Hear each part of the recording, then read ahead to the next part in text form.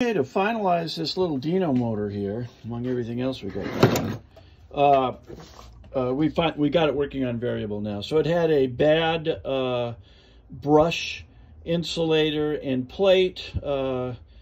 We re-oiled it, got it back together. Also, the armature had overheated.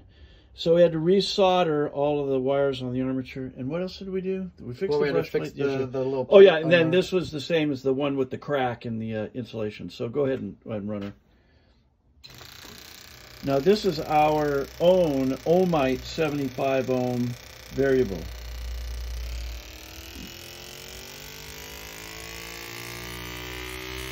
So now we got it going Full speed. Full speed, and then back down to slowest. Great. All right. Okay, and then this is we're going to send this one back.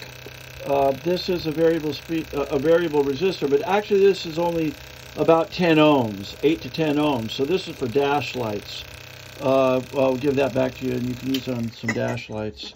Our new variable resistor, of course, that's our own cast knob. It has the increased diameter. You know, we have to put a sleeve on it to make it work. And then you can use the little chrome nut and the spacer and the washer off of this one to put her in.